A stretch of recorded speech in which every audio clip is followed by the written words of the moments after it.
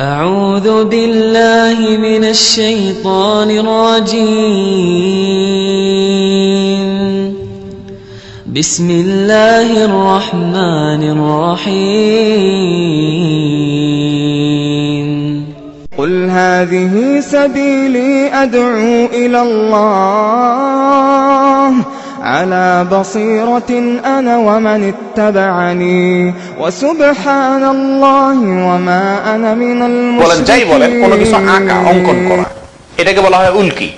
উল্কি অঙ্কন করা এটা হারাম একটা কাজ। নাসাইর হাদিসে আসছে রাসূলুল্লাহ সাল্লাল্লাহু আলাইহি ওয়াসাল্লাম বলেন লাআনাল্লাহুল ওয়াশিমাতা ওয়াল মুস্তাওশিমাতা ওয়াল ওয়াসিলাতা ওয়াল মুস্তাওসিলাতা। আল্লাহ তাআলার গজব নাজিল হয়, আল্লাহ তাআলা অভিশাপ করেন কার উপরে? ওই সমস্ত মেয়েদের উপরে যারা তাদের গালে বা হাতে কি করে? উল্কি আঁকে। এবং ওই সমস্ত মেয়েদের উপরেও যারা এঁকে দেয়, উভয়ের উপর আল্লাহ লানত বা গজব বর্ষণ হয়। সম্মানিত ভাইরা, এই যে উল্কি অঙ্কন মেয়েদের কথা হাদিসে এই জন্য বলা হয়েছে, এটা মেয়েরা সাধারণত বেশি করে, ছেলেদের চাইতে উল্কি অঙ্কনের ব্যাপারে আগ্রহী কারা বেশি হয়? মেয়েদের থাকে। পয়লা বৈশাখ উপলক্ষে দেখবেন এখানে 1431 অথবা 2013 আপনার নিউ ইয়ার উপলক্ষে ইংরেজি এগুলা লেখে উল্কি আঁকানো হয় গালে, হাতেও আঁকে অনেকে, কপালে আঁকে অনেকে।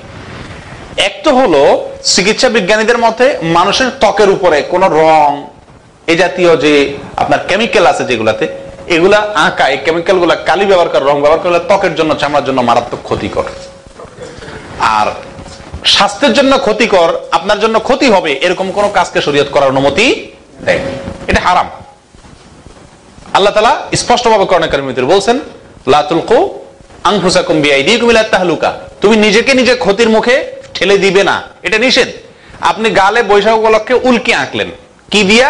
রং দিয়া। এটা আপনার চামড়ার জন্য ক্ষতিকর। সারা বিশ্বের ডাক্তাররা বলে, ডাক্তাররা না বললে আপনিও বুঝেন। চামড়াতে এটা লাগানোর পরে, উঠার পরে চামড়ার জন্য, চামড়া স্পর্শকাতর, যে কোনো কিছু লাগানো যায় না, ক্ষতিকর।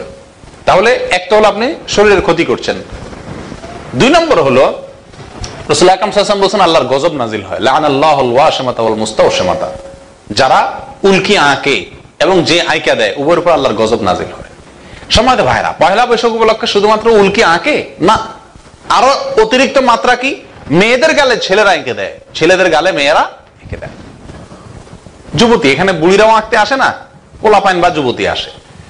ঢাকা ভার্সিটির টিএসসি চত্বরে, শাহবাগে, এইসব জায়গাগুলোতে যারা ঢাকাতে থাকেন বা দেখছেন বিভিন্ন ভাবে, তারা জানেন যে এগুলোতে বিভিন্ন দোকান বসে, স্টল বসে, চেয়ার টেবিল নিয়ে বসে। ভার্সিটির মেয়েরা আসে, আপনার গালে এঁকে দিবে, টাকা নিবে, ওটা ওদের ইনকাম। আবার ছেলেরা আসবে, মেয়েদের গালে আঁকি দিবে। সম্মানিত ভাইরা, এখানে একটু উল্কি আঁকার হারাম জিনিসটা আছে, স্বাস্থ্যের জন্য ক্ষতিকর দিকটা আছে। 3 নম্বর আরেকটা হারাম কাজ, একই হারামের ভিতরে 3টা হারাম ঢুকছে। আর একটা 3 নম্বর হারাম কাজ কি দাঁড়ালো?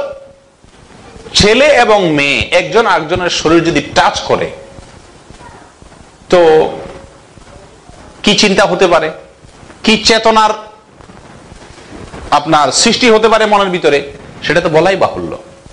কেউ যদি বলে যে না আমার মনে এগুলো আসে না, তো সে হয় মিথ্যুক নয় ধ্বজভঙ্গ, দুইটার একটা, হয় কাপুরুষ আর না মিথ্যুক।